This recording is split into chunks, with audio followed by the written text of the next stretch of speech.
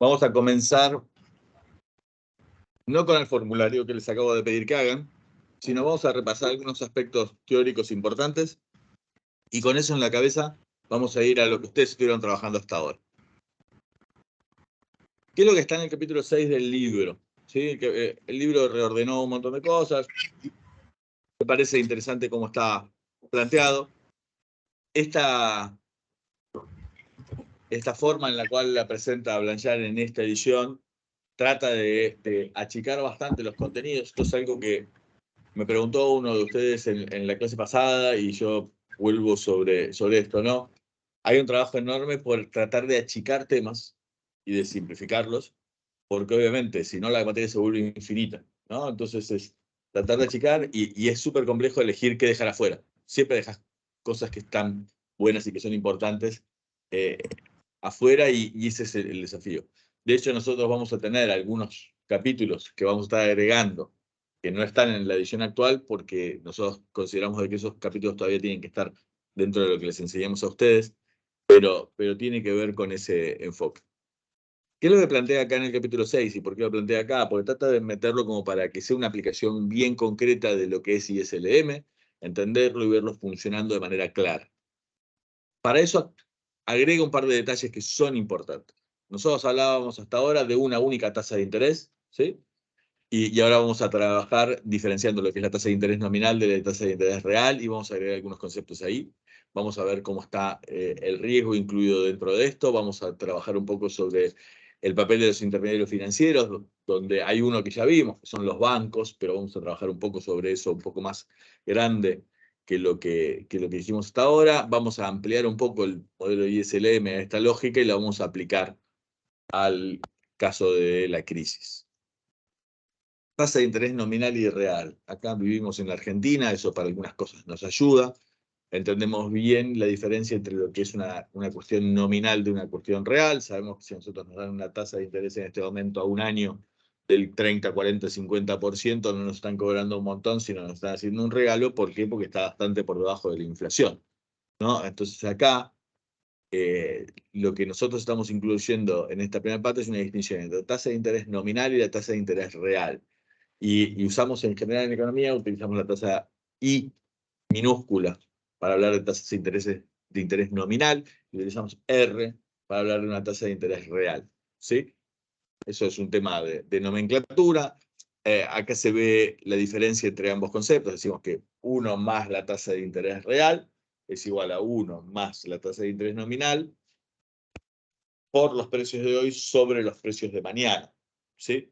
¿Por qué? Porque lo que vamos a estar trayendo son justamente los intereses nominales a los reales, ¿sí? Imaginemos de nuevo, como habíamos dicho, ¿no? ¿Cuál es la tasa de interés real que nos van a cobrar? Si a nosotros nos cobran una tasa de interés nominal, vamos a hacerla bien fácil, del 102,5%.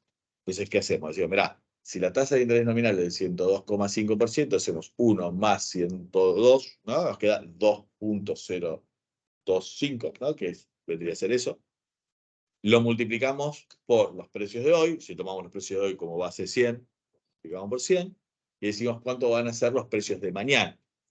Y eso es lo que está ahí como P esperado del T más 1.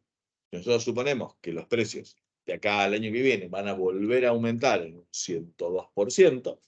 Lo que nosotros decimos es que el nivel de precio, que hoy es 100, mañana va a ser 202,5. Entonces, al hacer eso, ¿qué hacemos? Traemos la tasa nominal, la transformamos en tasa real, ¿sí? ¿Qué te queda? Te queda, en ese caso que nosotros estamos diciendo, a nosotros lo que nos queda es 1 más R es igual a, como acabamos de decir, 1 más la tasa de interés nominal nos daba 2,025, ¿no? Por 100 sobre 202,5, ¿no?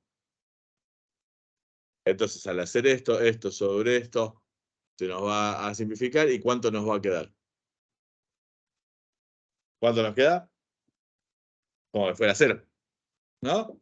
Porque esto sobre esto te queda 1, y acá esto, digamos, porque tenés lo divido por esto, y acá me queda 100, ¿no? Entonces, 1 por 100 sobre 100, esto es 1. Esto pasa restando y R es igual a 1 menos 1. R es igual a 0. ¿Y por qué? Porque me están cobrando un interés nominal exactamente igual a la inflación esperada que nosotros tenemos. ¿Sí? ¿Está claro? ¿Sí? Fíjense que les dio directo. Entonces, esa diferencia entre la tasa de interés nominal y la tasa de interés real, nosotros en la cabeza naturalmente ya la tenemos. ¿Sí? Por ahí, cuando uno tiene economías más estables, es como que a veces se olvida de esto, ¿sí? Y no lo tiene tan claro. Entonces, ¿qué es lo que nosotros miramos? Lo que nosotros miramos tiene que ver con el poder de compra que van a tener esos pesos mañana. Y para eso lo que hacemos es miramos la variación de precios, del nivel de precios. O lo que es lo mismo, es hacer esto que estamos diciendo, es jugarlo con la inflación. Cuando la tasa de inflación es baja, un proxy que normalmente hace todo se dice, mira, la tasa de interés nominal. Decís, che, ¿cuánto es la tasa de interés nominal? La tasa de interés nominal te dicen pagarle 5%. ¿Cuánto es la inflación? 2%. Entonces la tasa de interés real es igual, ese 5% menos el 2% de inflación te queda 3%. ¿Sí? Restás tasas, no se hace eso. ¿Sí? Pero lo haces de manera simple como para tener una buena aproximación cuando la tasa de inflación es baja. Cuando la tasa de inflación es más alta, los números son más grandes acá en la Argentina, nosotros hacemos, en realidad tenemos que hacer esto que está acá, ¿no? Este número que está acá, donde comparamos realmente las tasas, porque ahí un par de puntos es muy diferente, que es un poco lo que estábamos trabajando recién. ¿Sí? Acá hay un gráfico que está planteado en el libro, me parece interesante como para agarrar y mirar, diciendo, mirá, esta es la diferencia entre las tasas nominales y las tasas de interés reales, y obviamente la distancia tiene que ver con qué cosa, con la inflación. ¿Sí? La inflación es la distancia que tenés entre la tasa real y la tasa nominal. Y entonces, ¿por qué juega esto? Porque fíjate que cuando vos tenés una inflación positiva, baja pero positiva, 4%, 3%. Si la tasa de interés es menor a esa tasa de inflación, es 1% de la tasa de interés y 3% de la tasa de inflación, en realidad la tasa de inflación termina haciendo que la tasa de interés se vuelva negativa. ¿Está claro? Entonces ahí hay un punto que es importante tenerlo en cuenta. Eso nos pasó como en el COVID, pero sí, tipo, para reactivar la economía, no sé, en Estados Unidos. Sí, te pasa. De hecho, vamos a verlo en varios momentos donde teníamos tasas de interés que están por debajo de la inflación y esto genera, obviamente, un impacto en la economía. ¿Por qué? Pero para que sea negativa en términos reales, lo que tiene que haber es inflación. Si la inflación fuera cero, no puedes tenerlo. Sí. ¿Está claro? Una consulta, las tasas de los plazos fijos, ahora con la inflación que está aumentando tanto, ¿no se vuelve menor que la inflación? O sea, Acá en la Argentina. claro, acá en la Acá Argentina, en lo la sumo Argentina. convendría Bueno, agua que ajusta por inflación. acá en la Argentina hemos tenido un montón de momentos tasas de interés que estaban por debajo de la inflación. ¿Sí? Esto también es así. Obviamente eso genera ciertos efectos, ¿no? Obviamente vos tendés a no querer invertir en esos activos que se licúan, ¿no? Y entonces la gente opta por otros instrumentos, ¿sí? Entonces, ¿por qué otros instrumentos creen ustedes que se posicionan acá en la Argentina cuando hay una tasa de interés que puede llegar a ser negativa? Dólar. Una es en dólares, pero fíjate que en dólares, los dólares en realidad también tienen inflación. Pero, a ver, dice, mira, yo estoy dispuesto a perder una capacidad de compra en dólares, pero ya tiene un precio para mí. Ya sé que voy a perder tantos puntos, 3, 4, 5, 6 puntos, los puntos que yo quiera agarrar y tener en cuenta, pero no más que eso. En cambio, si yo pongo ahora un plazo fijo a un año, es medio una lotería, ¿no? Porque no tenemos ni la menor idea. Otra forma de hacerlo es, por ahí, invertir en algún instrumento que tenga un ajuste por inflación, ¿no? ¿Hay plazos fijos que ajustan por inflación? Sí, el plazo fijo UVA. Plazo fijo UVA, ¿sí? Entonces, o hay instrumentos, bonos y demás. Yo les dejé la clase pasada muy rápido el final, pero como para que viéramos, hay un montón de instrumentos financieros que están nominados con pesos, pero con ajuste por inflación, ajustados por ser. ¿Sí? Entonces vos tenés ahí algún tipo de cobertura. ¿Sí? O incluso hay algunos bonos que son bonos duales que te cubren por inflación o por tipo de cambio oficial. Entonces te da algún tipo de cobertura. ¿No? Esto como para tener en cuenta. Ahora, acá lo que nosotros estamos viendo es esto, tasa de interés nominal y real, la diferencia entre esto. Y acá hay una parte que, además del efecto de inflación, a veces hay hay que agregar al retorno del activo libre de riesgo un retorno adicional, porque no todos los préstamos tienen el mismo riesgo, dependen de qué cosa, de a quién le prestaste. Si vos le prestas a una persona que te va a devolver siempre y que tiene un montón de activos financieros que puedan respaldar ese préstamo y demás, no es lo mismo que si prestas a una persona que no tiene ese rating crediticio. Entonces, eso de alguna manera se evalúa y se calcula eso en general como un exceso de rendimiento que vos le vas a pedir por sobre el del activo libre de riesgo. Por eso acá pusieron el tema de activo libre de riesgo. Entonces, nosotros vamos a decir, mirá, yo tengo una tasa X, ahí dice una tasa nominal que nosotros tenemos ahí, decimos 1 más I, es igual a qué cosa. Nosotros le prestamos a Jorge y Jorge tiene una probabilidad de P de defaultear. ¿Sí? Si el tipo defaultea, ¿cuánto nos da? 0. Y si el tipo no defaultea, lo que hace es nos paga. ¿Nos paga cuánto? Nos paga 1 más la tasa de interés más un cierto margen, que es el riesgo que tiene este Jorge o la persona que yo les he prestado por agarrar y tener. Entonces, de alguna manera nosotros vamos a meter en este factor X, ¿sí?, el riesgo que implica prestarle a esa persona. Esto lo hacemos para cualquier persona, para cualquier empresa, o para que incluso, si lo miramos a nivel internacional, si se le presta a un gobierno o a otro gobierno. Sí, en general ustedes habrán escuchado hablar del riesgo país. El riesgo país tiene que ver con un instrumento financiero de deuda, por ejemplo, para el gobierno de Estados Unidos, comparado contra el gobierno de otro país. Y nosotros decimos, mira, si están en la misma moneda, al mismo plazo, deberían rendir igual. Lo que rinda de más el otro es el riesgo adicional que tiene ese gobierno por sobre el del activo libre de riesgo, que es el de Estados Unidos. ¿Por qué es el activo libre de riesgo? Pues son los que emiten los dólares. Entonces, tienen otro tipo de seguridad. En cambio, los otros, si vos emitiste una deuda en dólares, pues no vas a tener la posibilidad de imprimir eso. Con lo cual, tenés un riesgo adicional. Nosotros, en la Argentina, el rendimiento que pagamos por sobre el rendimiento que brinda este otro es el riesgo que nosotros tenemos como país. Pero lo podemos mirar también para cualquier tipo de persona a la cual vos le prestás. Entonces, de alguna manera, se trató de establecer, che, ¿cómo podemos hacer para calificar los riesgos? Y entonces hubo, en su momento, yo ya no me acuerdo de cuál fue, si fue Moody's o Standard & Poor's, creo que fue Standard & Poor's, la primera que agarró, hizo una calificación independiente del rating crediticio de diferentes agentes económicos, que se le ocurrió agarrar y generar esto como una calificación, como si fuera una nota, ¿sí? Una nota, y esas notas teniendo en cuenta la calificación de letras que usan en Estados Unidos para calificar en universidades, etcétera, etcétera, etcétera. Y a partir de ahí se establecieron de alguna manera como estándares para agarrar y hacer evaluaciones del rating crediticio de las diferentes personas que deben plata, digamos, ¿no?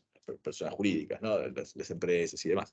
Entonces vos, antes de invertir en un bono de un país o antes de invertir en el bono emitido por una empresa, mirás cuál es el rating crediticio de esta sociedad que te estás vos, de alguna manera, invirtiendo. Entonces, para eso hay una evaluación independiente, esas evaluadoras independientes califican, y acá lo que tenés es, fíjate, el rendimiento del bono de los tesoros, del bono del Tesoro de Estados Unidos en 10 años actúa como el de riesgo, libre de riesgo, y las calificaciones, esa AAA es la mejor, ¿no? Es el nivel de calificación crediticio más seguro.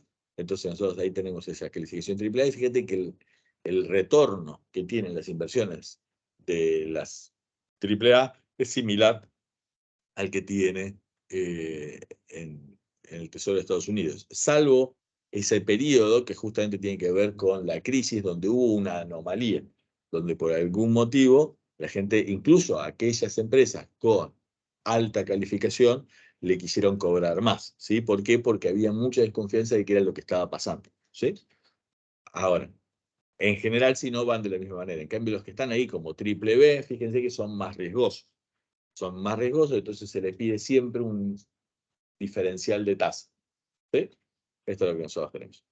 cuando hay una situación como fue la crisis, y esto lo tienen ustedes ahí bien marcado en esta parte, ¿no? Cuando hay una situación de crisis como la que nosotros tuvimos, hay una preocupación respecto de la capacidad de todas las empresas de responder, porque se veía que iba a haber una gran recesión, iba a haber un montón de inconvenientes, entonces incluso a las grandes empresas se les complicó bastante acceder al mercado crediticio, y como todos sabemos, todas las empresas mantienen un cierto nivel de deuda, ¿sí? De deuda corporativa, de caja, digamos, que te usás de descubiertos y de un montón de cosas, con lo cual que vos no pudieras acceder al mercado de capitales para financiarte generó realmente mucho estrés en todas las compañías, ¿sí? Obviamente, fíjense que para las compañías con mejor rating crediticio esto fue importante, para las otras fue aún más difícil o incluso quedaron fuera de las posibilidades de acceder a financiamiento. ¿Qué es lo que tenemos nosotros? Acá el tema de apalancamiento. El tema de apalancamiento es algo que surgió y que ustedes lo han visto en las películas que estuvieron trabajando y demás, pero acá hay una parte que es bastante simple de entender. En el libro está más simplificado que esto está tomado de la edición anterior del libro, de un capítulo específico para esto.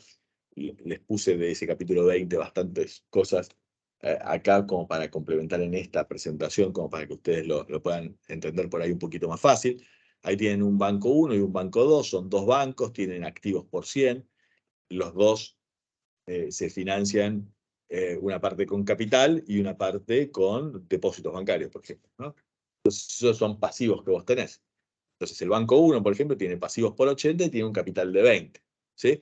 El nivel de apalancamiento que tiene este banco 1 es un apalancamiento de 5, ¿sí? Tiene 5 veces activos por sobre el capital, ¿sí? Mientras que el banco 2 tiene también activos por 100, tiene 95 de depósitos y tiene nada más que 5 de capital. Entonces, ¿para qué nos sirve esto? Imagínate que vos tenés un rendimiento de tus activos del 5%. Sí, el 5%. Estos activos que son 100, dentro de un año vamos a estar simplificando, tenés 105. Ponele que por estos pasivos vos son depósitos a la vista, no tenés que pagar nada. ¿Sí?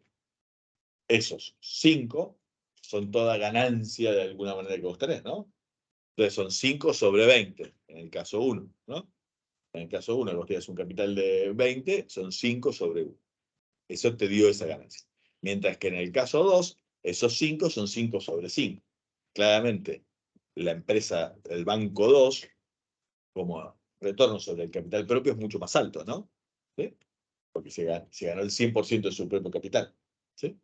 Ahora, si en lugar de ir a 105, por algún motivo, los préstamos que yo di tienen algún comportamiento defectuoso, ¿sí? Y en lugar de ganar 5, perdieron 5, ¿no? Si perdieron 5, al banco 1 le hace perder 5 de 20 que tiene de capital, lo cual es un problema, pero es mucho menor problema que para el banco 2. El banco 2 tiene un capital de 5, perdió 5, está fuera de la cancha, no tiene nada. ¿Está claro? El nivel de apalancamiento lo que hace es, cuanto más apalancamiento vos tenés, vos de alguna manera asumís más riesgo, le vas a dar más retorno a las cosas, siempre y cuando salgan las cosas bien. Cuando salgan las cosas mal, vas a tener un problema. ¿Ok? O sea, el apalancamiento es cuánto ganó.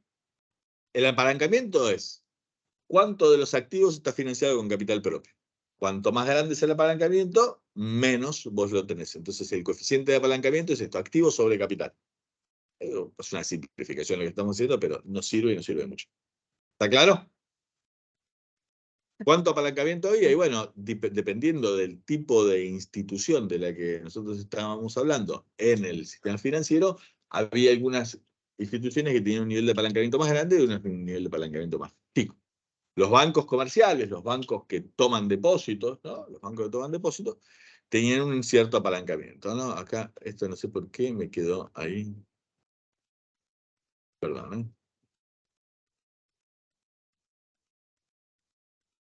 Perdón, ¿y ahí qué tienen que ver los pasivos en ese, en ese caso? O sea, ¿importa? Los pasivos, es que es con lo que me estoy financiando. Los pasivos es la deuda. Yo logro un mayor apalancamiento a partir de qué cosa. Tomo deuda. Tomo deuda, que pues, si soy un banco, es un depositante, que el depositante, acá lo que hace un banco, cuando toma al depositante, la verdad que el depositante cuando quiere me viene a sacar la plata, ¿sí? Con lo cual hay una transformación de plazos que no es un tema menor, ¿sí?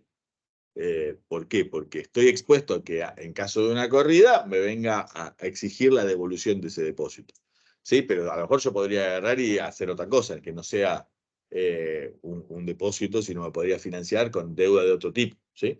A lo que va la diferencia entre una deuda y capital propio, ¿cuál es? ¿Cuál es la diferencia entre financiarte con deuda o con capital propio? Yo tengo una compañía, me dedico a hacer cosas. Y eso que hago me genera un flujo de fondos hacia adelante. ¿Sí? Y yo después puedo tener una decisión de financiamiento. Lo puedo financiar todo con capital propio, todo con deuda o una parte de una parte. Es una decisión que es independiente de la otra. ¿Sí? ¿Está claro? El valor de la firma tiene que ver con si hace bien pizza. ¿Sí? Ahora, después podemos agarrar y mejorar el resultado de la pizzería con una buena ingeniería financiera, ¿sí? Y puedo agarrar y decir, che, ¿con qué me financio? ¿Con capital propio o capital de terceros? ¿No? ¿Cuál es la diferencia entre financiar con capital propio y capital de terceros? Los intereses. Tasa de interés. No, y con el propio te desfinanciás. Al tipo que me presta plata, no le importa si yo vendo más o menos. Él tiene una ganancia asegurada. Yo le aseguro una ganancia. En cambio, el que es socio mío, viene conmigo en los riesgos, en las buenas y en las malas. ¿Sí? Entonces yo puedo agarrar y financiar, ampliar mi pizzería, emitiendo acciones, equity o deuda. Si yo me financio con deuda, ¿quién asume el riesgo de que si me va mal yo tengo un problema? Yo. Al otro le pago el rendimiento que tenga que tener esa deuda. ¿Está claro? Pero le pago eso y si mi pizzería es un negocio bárbaro, la ganancia es mía. ¿Está claro? Entonces vos, cuando vos te financiás con deuda, esos no son socios de tu negocio. ¿Sí? Te prestan plata a vos y después te encargás vos. ¿Sí? Entonces, cuando vos te apalancás, lo que vos estás haciendo es, le asegurás un retorno a ellos y vos te quedás con el residuo, que será el beneficio, y eso te generará que tengas mayor ganancia si las cosas salen bien, o tendrás que absorber las pérdidas en el caso de que las cosas vayan mal. ¿Sí? Después el otro se puede haber asegurado de mejor manera garantizarse de no perder la plata de que vos le devuelvas, ¿no? Pero más allá de eso, el tema es, desde el punto de vista conceptual, nosotros lo que estamos haciendo es eso. Los bancos comerciales tenían este nivel de apalancamiento, 9 y pico. Los bancos cooperativos, una cosa por el estilo. Las sociedades financieras tenían un nivel de apalancamiento similar. Después están los bancos de inversión, investment banking, ¿no? Que es lo que después vamos a ver, Lehman y otros, eran bancos que funcionaban de manera permanente, colocando cosas en el mercado y sacándolas de su propio balance, ¿sí? Y tenían un nivel de apalancamiento como mucho más grande, 27 veces de apalancamiento contra 10 veces de los otros bancos, ¿sí? Es mucho más. Y Fannie Mae y Freddie Mac son instituciones con apoyo gubernamental que especializaban su accionar en hipotecas de viviendas, ¿sí? Entonces, en el mercado inmobiliario, ¿sí? Pero bueno, acá ven el nivel de apalancamiento de estas instituciones, un nivel de apalancamiento mucho más grande. ¿Qué es lo que pasa con el nivel de apalancamiento? Cuando por algún motivo tenemos una pérdida, tenemos un problema mucho más grave, ¿sí? Cuando por algún motivo el rendimiento no es el esperado, esto nos pega mucho más, ¿sí? Amplifica mucho más el efecto. ¿Qué es lo que vamos a hacer ahora? Vamos al ISLM ampliado. Nosotros tenemos este es el ISLM, este es el ISLM que les plantea a ustedes en el libro en esta edición, donde ni siquiera tiene pendiente positiva el LM, es una pendiente plana, ¿sí? Lo cual no es para nada irrazonable para una situación sobre todo de depresión como la de 2007-2010, ¿sí? Y ahí lo que tenés es que lo que sucedió de alguna manera es que hubo una perturbación en el mercado que lo que hizo fue hacer ¿qué cosa? Que se cayera fuertemente la IS, ¿sí? ¿Esto por qué? Un aumento de la IS, un aumento de acá del riesgo, ¿no? De este factor X que estaban diciendo, ¿no? O sea, un aumento del factor X provoca un desplazamiento de la curva IS hacia la izquierda. Esto es lo que nos están poniendo en el modelo. ¿Qué es ese factor X? Era el riesgo que tenían estas compañías, ¿sí? Entonces decían, mirá, por algún motivo aumentó el riesgo. Aumentó el riesgo porque no estaban en condiciones de pagar algunos, porque temor al contagio, ¿sí? También hubo una cuestión de caída de la IS, ¿por qué? Porque en un contexto de crisis que estaba habiendo, todos agarraron y dijeron, ¿qué hago? ¿Aumento o disminuyo las inversiones? Las disminuyo. ¿Por qué? Porque no sé qué es lo que viene hacia adelante, hay una cuestión de incertidumbre, no sabemos si nos vamos a poder financiar. ¿Qué hacemos? Por las dudas tratamos de pisar la caja, quedarnos líquidos, no tratar de comprometer a la compañía con inversiones que estábamos haciendo y baja la inversión. La IS se desplaza fuertemente hacia la izquierda. Eso es lo que yo, lo primero que vamos a estar viendo. Ahora, eso que nosotros estamos viendo tiene que ver con lo que se percibe ahí, pero nosotros podemos llegar a estar teniendo, aparte, que la tasa de interés real, esto incluso puede llegar a estar teniendo que la tasa de interés de equilibrio esté por debajo de cero. ¿Sí? Profe, Sí. una consulta con la anterior. Ahora estamos hablando de tasas de interés reales. Antes de analizar. Acá en esta que estamos acá, ¿qué tasa de interés tenemos? Esto es lo que nosotros estamos teniendo es, fíjate, acá estamos mirando, acá la primera diapositiva, lo estamos mirando con la tasa de interés real, como estás diciendo, pero suponiendo que hay una única tasa, ¿sí? Ahora, cuando vos agarrás y mirás acá, lo que vamos a ver es, sí, ¿cuál es el efecto que nosotros tenemos cuando al mismo tiempo después vamos a tener un desplazamiento de la LM porque quieren bajar la tasa de interés? Y la tasa de interés la terminaron poniendo nominal muy, muy baja, pero real negativo. ¿Sí? ¿Está claro? Se vuelve una tasa de interés real negativa. Y una pregunta más. Sí. LM horizontal, ¿es Sí. en una situación de recesión? ¿O No, mira, la LM horizontal tiene que ver cuando en realidad vos lo que estás teniendo es, en el planteo que hace el libro, es el gobierno va a meter o sacar tanto dinero como haga falta para tratar de que la tasa sea esta. Ese es el planteo que hace el libro, ¿sí?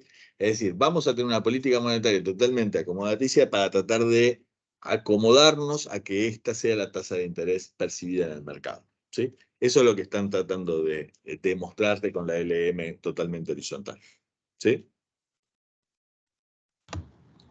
ahora sí? Gracias. ¿Qué es lo que tenemos nosotros con los efectos de la crisis? Nunca ¿no? va a tener pendiente, ¿o no? Sí, en realidad la práctica tiene pendiente positiva, por eso nosotros en la clase pasada nosotros seguimos utilizando las cosas de la tasa de la pendiente del LM positiva para que después en algunos casos sean conscientes de que con una pendiente positiva hay cierta presión sobre la tasa de interés, ¿sí? O sea, desplazan, porque si no es como que vos podés aplicar cualquier tipo de política expansiva fiscal y eso no tiene efecto sobre la tasa de interés. No, sí tiene un efecto sobre la tasa de interés. Para que no tenga efecto sobre la tasa de interés, vos lo que vas a tener que hacer es una política monetaria expansiva para garantizar de que esa tasa de interés no te suba, ¿sí? Pero con el modelo simplificado que te plantea el libro es como que te olvidas de ese efecto. Bueno, pero ese efecto tiene que haber una acción deliberada por parte de la política monetaria para acomodar esa relación. Por eso yo prefiero que tengan una curva LM con pendiente positivo, ¿sí? Para los casos normales. ¿Por qué? Porque tenemos que ser conscientes de que para que la tasa no suba cuando tenés una expansión de la IS, lo que tiene que ver es de manera deliberada una expansión monetaria. Si no, sube. ¿Sí? Porque hay una puja por sobre la hora. Perdón, pero una consulta sobre eso. En este caso de la relación ISLM ampliada, ¿lo tomamos como horizontal o la vamos a Sí, lo mezclar tomamos con como la... horizontal porque, Ah, lo ok. tomamos como horizontal porque lo que estamos tratando de hacer es de entender un poco qué es lo que pasó. Lo que estamos haciendo es, estamos aplicando el modelo de la herramienta de la ISLM a la crisis como para agarrar y entenderlo un poco. ¿Ok? Bárbaro, gracias.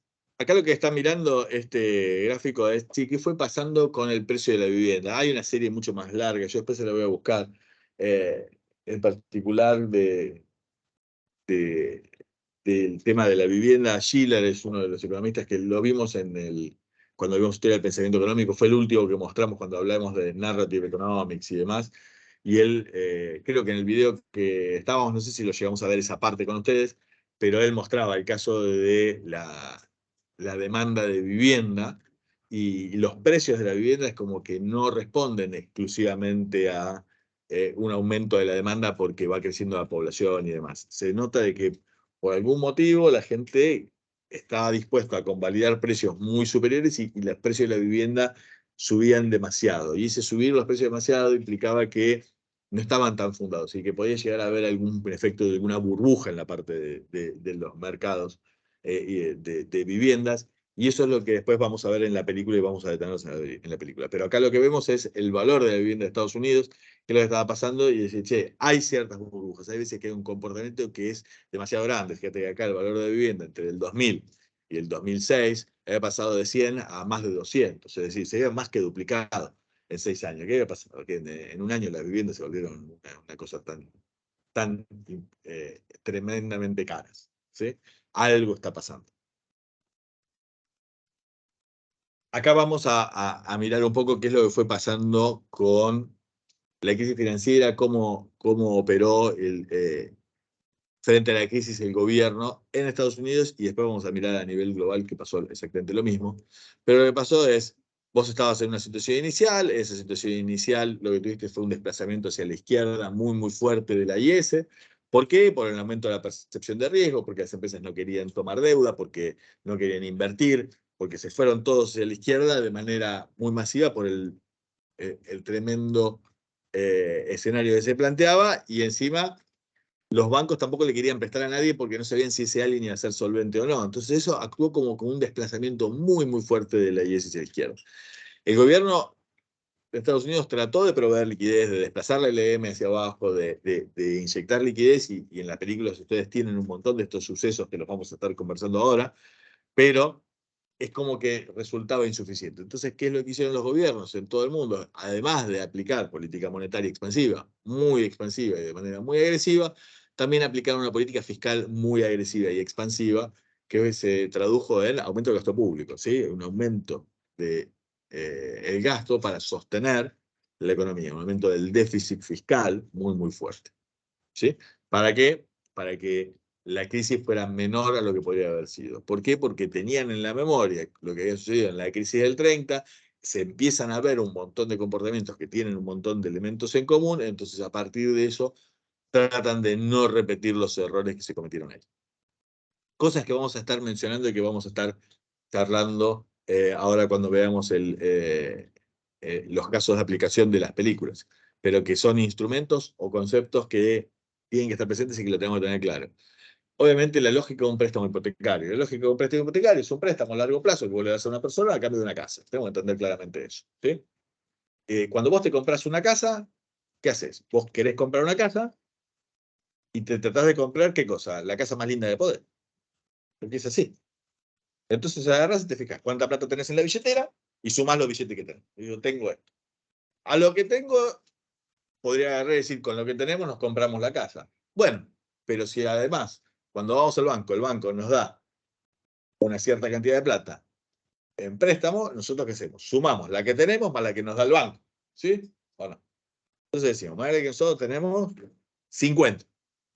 Y el banco nos dice que está dispuesto a prestarnos 100 más en un préstamo hipotecario a 10 años, a 20 años, a 30 años, al número que ustedes les digan, les van a estar dando eso. ¿Y ustedes qué hacen? Ustedes dicen, bueno, dame los 100 del banco más los 50 míos, van y se compran una casa de 150, ¿no?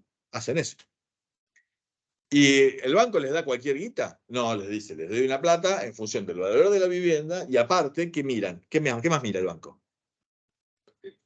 Mira tu perfil, tus antecedentes y mira tus ingresos, ¿no? Y trata de darle y decir, che, que el valor de la cuota que vos pagues no supere el 30% de tu ingreso del grupo familiar que esté ahí. ¿Por qué? Porque saben que más es más riesgoso, ¿sí? Entonces agarra y te dicen eso. ¿Te prestan por el total del valor de la casa? No, te prestan por una parte más chica del valor de la casa. Te dicen, mirá, si la casa vale 100, yo te presto 80. te presto como máximo 80 siempre y cuando te dé tu calificación crediticia. Si no te da tu calificación crediticia, te doy menos, te doy el 50, te doy 40, te doy lo que te dé. Y en función de eso te dan esa guita. ¿Y vos qué haces? ¿Sacás menos o sacás todo lo que te dan? Sacás todo lo que te dan, ¿no? Y te compras la casa de 150. Eso es lo que vos haces. ¿Sí? Cuando vos sacás, ¿qué es? ¿El valor de la cuota cómo es? ¿Es constante o va cambiando? En general, el valor de la cuota es constante. Y vos aplicás un sistema de préstamos, ¿cómo se llaman los de cuota constante? ¿La amortización cómo? ¿Es de amortización lineal o francés? ¿Cuál es? Claro. Vos agarras y tenés que... Claro, vos lo que tenés es, lo que mantenés constante es la cuota, ¿sí? Y vos vas cancelando al principio poco capital y después vas cancelando cada vez más capital, para que el valor de la cuota sea siempre el mismo, ¿sí? Esto es lo que hacemos. Con lo cual, las primeras cuotas son casi todo interés, ¿sí? Y después, si alguno de ustedes en algún momento tiene la suerte de pasar por esa situación, te preguntan, che, ¿qué tipo de interés estás dispuesto a pagar? ¿Una tasa de interés fija o una tasa de interés variable? Te dicen, ¿sí? En general te dicen, si vos sacás un préstamo hipotecario con tasa fija, la tasa de interés que te van a cobrar es más cara o más barata que la tasa de interés variable. Más cara. Más cara. ¿Por qué estarías vos dispuesta a pagar una tasa de interés más cara y no una más barata? Pero con mayor certidumbre. Porque me da más certidumbre, exactamente. Entonces yo digo, mirá, yo prefiero pagarte una tasa un poquito más cara, le dice el cliente, y no una tasa un poquito más barata, pero que cuando la tasa baje me pongo contento, pero cuando la tasa sube me voy a ver complicado, ¿sí o no? Pero hay algunos que dicen, che, saquemos en tasa variable porque de esa manera podemos sacar un poco más, ¿sí? ¿Está claro? Y después hay otros que agarraron y dijeron, para agarrar y mejorar este tipo de cosas, agarraron y dijeron, sí, escúchame, podríamos agarrar y ponerte una tasa de interés los 2 primeros años, que debes mucha guita, un poco más baja, y después te cobro un poco más alto después. ¿Sí? ¿Está claro?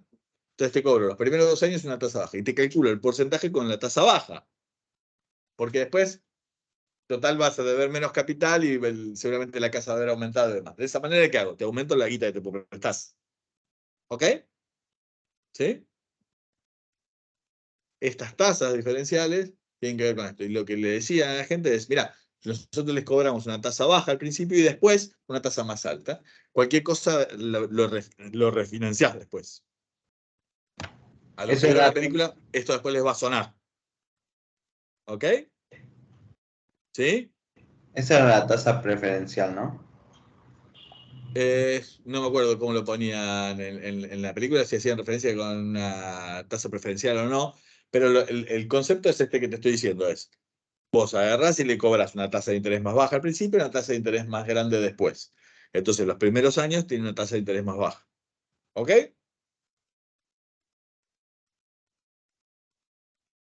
Hipoteca de alto riesgo, el tema de subprime era, vos tenés personas que recontra califican y de pronto tenés algunos que califican un poco menos. Cuanto peor calificación tiene la persona, deja de ser prime para ser subprime. ¿Sí? Pero ¿en qué garantizan los préstamos? Y en el valor del activo. ¿Sí? Porque no es que te dan la plata sola firma. Tengo una casa atrás. Entonces, el tipo dice, me quedo tranquilo que tengo una casa atrás. ¿Sí? Yo me acuerdo en ese momento, para esa época, me tocó la suerte de visitar a un amigo, y esto no pasaba solamente en Estados Unidos, pasaba en Europa también. Estaba en España y veía, ¿no? Daban unos préstamos hipotecarios a 30 años, unos préstamos divinos, espectaculares, y te daban más del 100% del valor de la vivienda. ¿Cómo más del 100%? Claro, negro decía, te compras la casa, pero tenés que ponerle cosas adentro de la casa. Además, te tenés que mudar y demás, entonces te daban el 102% de la casa. Está buenísimo. Y total, vos enseguida después vas a empezar a pagar algunas de las cuotas y vas a bajar un poco esto. Y además de eso, el valor de la casa viene subiendo. Con lo cual quede tranquilo. Y también con tasa variable. Porque la tasa variable es una cosa más baja y demás. Ahora, si la tasa es variable y es 3%, y yo vamos a hacerla de manera muy cavernícola. La tasa es 3%, ¿sí? Y ese 3% es todo tasa porque al principio no devuelvo nada de capital, porque estoy en las primeras cuotas. Ok. Si la tasa es 3%, es barata, ¿no? Y si la tasa es 4%, también es barata. ¿Estamos de acuerdo? Pero si la cuota era 30 y pasó a 40, te aumentó bastante la cuota. ¿Ok? Con lo cual, cuando las tasas empezaron a subir, el valor de las cuotas a pagar empezó a subir mucho. Con lo cual empezaron las dificultades. Las dificultades para el que recontra calificaba eran un problema, pero no para tanto, pero para el que estaba recontra apalancado empezó a ser un problema muy, muy grande, porque estas personas dependían exclusivamente del financiamiento o refinanciamiento permanente de estas hipotecas, porque podía haber personas con más de una hipoteca, con más de una vivienda en comprar. ¿Qué hacían? Compraban la casa con una hipoteca y la alquilaban. Y con el alquiler bancaban la cuota. ¿Sí? Cuando subieron las tasas, subió la cuota, pero las alquileres no subieron tanto como subió la cuota. Con lo cual no podías pagar. Apalancamiento del sistema financiero, ya lo vimos, entendimos el concepto. Cuanto más apalancado, mayor riesgo. Y para las cosas cuando andan todo bien, tus accionistas chochos, cuando las cosas andan mal, más complicado. Vehículos estructurados de inversión. SIV, que tienen que ver con la posibilidad de agarrar y decir, che, en lugar de quedarme yo con todo en el banco, lo que podría hacer es separar de mi patrimonio y generar una estructura financiera donde yo tome inversores fijos como deuda o como equity y invertimos esa guita en ciertos activos y la ganancia de esos activos va para los tenedores de esa inversión. Lo separamos del banco. ¿Y el banco qué gana? Y el banco gana un fee por administrar este quilombo, por armarlo y por conseguir a los inversores. ¿Sí? ¿Qué hace el banco? Deja de tener todo dentro de su propio balance, lo pone afuera, ¿sí? Y consigue gente que quiere invertir en ese tipo de activos. A esos les da títulos de participación, que pueden llegar a ser como si fuera deuda o como puede llegar a ser equity, y cobra un fee por la colocación de esto. Entonces, para el negocio para el banco, ¿qué es? Armar esto y colocarlo en el mercado. Después, si le va bien o mal, es un problema de los que invirtieron en esto. ¿Sí? ¿Está claro? Y esto va de la mano con el tema de la titularización o la venta de pedacitos de cuotas partes de esos instrumentos que vos estás comprando, de esos vehículos. ¿Sí? ¿Está claro? Te lo saca del activo la institución que organiza y cobra un fee por eso. Están estos que son los bonos de titulización, lo llaman en el libro en particular, son los mortgage-backed securities, ¿no? Muchas veces hablamos de securitización y demás, que son activos que están respaldados por ¿qué cosa? Por hipotecas. ¿Ok? Esos son los MBS. Los CDO son, de nuevo, esto es similar, pero de deuda con colateral. Colateral es garantía. ¿Ok? Las agencias de rating crediticio ya sabemos cuáles son estas que califican, ¿no? Standard & Poor's, Moody's, etcétera, etcétera, que son terceros que analizan más a detalle esto. ¿Para qué? Para que los inversores no tengan que hacer toda la investigación de todo el flujo de fondos de ese instrumento en el cual le están pidiendo invertir. Le están ofreciendo invertir en un cierto instrumento. Entonces, vos podés ponerte a estudiar vos todos los flujos o podés apoyar tu análisis en el que hizo una agencia de riesgo crediticio. Entonces, mirando la calificación de riesgo crediticio, yo ya me quedo tranquilo. ¿Sí? Por ejemplo, en la Argentina emiten una obligación negociable, cual Pampa, y yo no le voy a mirar los números a Pampa. Agarro y miro el rating crediticio de esa obligación negociable y en función a si el riesgo crediticio es adecuado, invierto o no invierto. ¿Sí? Aún siendo un inversor calificado, me apoyo en lo que dicen las agencias de rating crediticio, que son terceros. Después de lo Después, que pasó en el 2008, ¿qué cosa?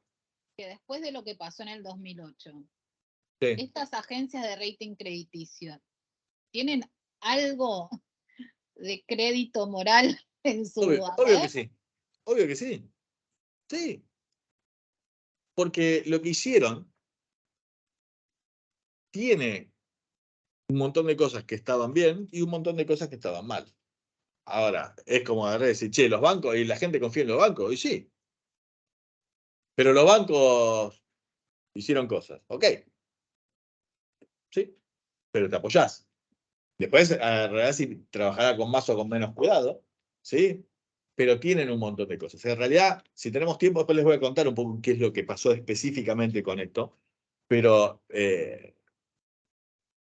tienen un montón de puntos más que razonables. Otro concepto que estaba ahí era el tema no quiero dedicar más de 5 minutos más a esto, estaba el tema del TARP, y hay otros, ¿no? Programas que hizo el gobierno para el gobierno de Estados Unidos para tratar de solucionar esto, ¿no? El programa de rescate de activos problemáticos, ¿no? Y activos tóxicos. Compararon de alguna manera qué es lo que hacía el gobierno. El gobierno agarró y decía, che, compremos, hay instituciones que tienen activos de este estilo, activos tóxicos, préstamos subprime, que no los pueden hacer plata para devolverle a los depositantes. Entonces, ¿qué le dice? El gobierno dijo, yo compro esos activos y doy plata a cambio de esos activos. ¿Sí? ¿Por qué? Porque esto está trabando a toda la economía. ¿Sí? Y después, si ustedes lo tienen en los formularios, los resultados de este tipo de política. ¿Ok? Pero esto que pasó en Estados Unidos empezó a suceder en Estados Unidos y también está sucediendo en otros lados. Yo les conté lo que pasó en España, pasó en Inglaterra, pasó en un montón de lugares en todo el mundo. Y fue una situación similar. Y esto generó un efecto muy, muy fuerte sobre todas las economías. Obviamente aquellas donde el impacto fue mayor, inmediatamente, ¿qué hicieron? También pararon la que eran las inversiones, los pedidos de inversión en bienes de capital y demás de otras empresas.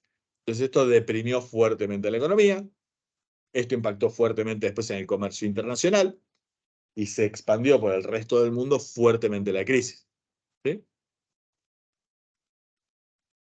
¿Qué es lo que hicieron la mayoría de las instituciones? Venían las instituciones subiendo las tasas de interés. ¿Por qué venían subiendo las tasas de interés? Es más larga la cuestión, pero ya veníamos de un proceso donde habían llevado las tasas de interés muy bajas. Como las tasas de interés habían estado muy bajas, en algún momento decidieron volver a acomodarlas y subirlas de manera más consistente con las tasas de inflación y con un montón de cosas. Estas subas de las tasas de interés generaron que se dieran las condiciones que yo les dije, subieran los costos de las hipotecas, subieron las cuotas y las más riesgosas empezaron a defaultear. Y cuando las más riesgosas empezaron a defaultear, otras que supuestamente eran seguras no eran tan seguras. Y esto es lo que ustedes vieron, los que prestaron atención en las películas, que se empezaron a dar ese tipo de situaciones. Entonces, ¿qué es lo que hicieron? Empezaron a bajar las tasas de interés. ¿Por qué? Porque trataban de hacer, ¿qué cosa? Una política monetaria expansiva. ¿Sí? Tratar de inyectar liquidez y poner una cosa. Entonces, fíjense que las tasas de interés bajaron y bajaron a tasas mucho más bajas de las que estaban al inicio de la crisis. Y esto es lo que también estamos mirando ahora y es la discusión. Estaban subiendo las tasas, ustedes están viendo hoy que están subiendo las tasas todavía a nivel de Estados Unidos y demás, y existe el riesgo de que esa suba de tasas ponga a ciertas entidades financieras o a ciertas empresas en riesgo. Y esas situaciones en riesgo puede llegar a impactar en la caída de algún banco. Y esto es lo que pasó, caída de banco. Entonces estaban todos mirando diciendo, che, ¿quién es el primero que se va a caer? Y cuando se caigan, se cae uno, se cae más de uno. ¿Y qué van a hacer las autoridades? ¿Van a responder o no van a responder? ¿Van a ponerse de alguna manera para garantizar que los depositantes de esas instituciones estén tranquilos que la de ellos va a estar o no? Un tema de seguro de depósitos o no. Entonces vemos que cayó el Silicon Valley Bank, cayó el Signature Bank y la Reserva Federal dijo que es tranquilo. El gobierno de Estados Unidos salió y dijo, los que tenían depósitos ahí, que es tranquilos que las de ustedes va a estar. Lo de ustedes. Supuestamente el capital asegurado era solamente para los inversores más chicos, pero dijeron, no, que es tranquilos que la de todos va a estar. ¿Para qué? Para agarrar y evitar una situación de contagio, si bien la hubo de migración hacia entidades más grandes, pero cuando todos se van hacia los bancos más grandes, lo que hace es se ponen en riesgo los bancos regionales, y entonces hubo un problema, una tensión ahí, entonces han tratado de justamente ordenar este tipo de situaciones. Esto como para agarrar y mirar diciendo, che, ¿qué es lo que pasó? Y fíjese el nivel de expansión en la cantidad de dinero. Acá lo que se ve es cómo creció la cantidad de dinero a partir de la crisis en adelante. Fíjese, ahí lo que se ve es que explota hacia arriba la cantidad de dinero que fueron inyectando, en este caso es el Reino Unido, pero en todos lados pasó exactamente lo mismo. Y esto generó obviamente una caída enorme en la producción industrial, y esto es la discusión de La crisis dejó de estar en Wall Street para ir a Main Street, usan mucho la palabra en Estados Unidos, se refiere, pasa de la economía del mercado financiero al mundo real, a la economía real. Y esta es la gráfica como para que nosotros tomemos dimensión de la cantidad de meses, ¿no?, de caída en el mercado que nosotros teníamos en la crisis del 30, y qué es lo que sucedió en esta crisis y dónde paró y por qué se hizo lo que se hizo, para evitar que la caída siga siendo todavía más grande, ¿sí?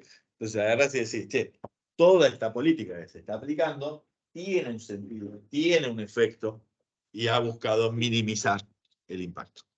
¿Se entiende el contexto?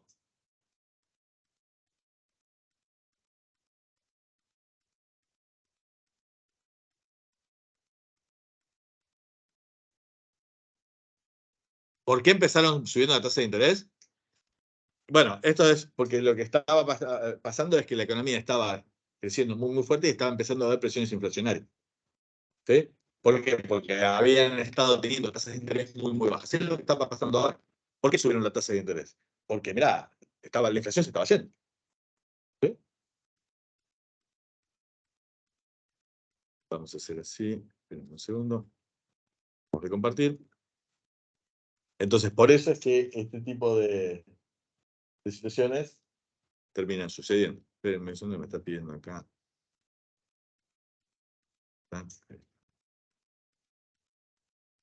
Gustavo, esta presentación no está en el campus, ¿no? La de recién, porque no la No, encontré.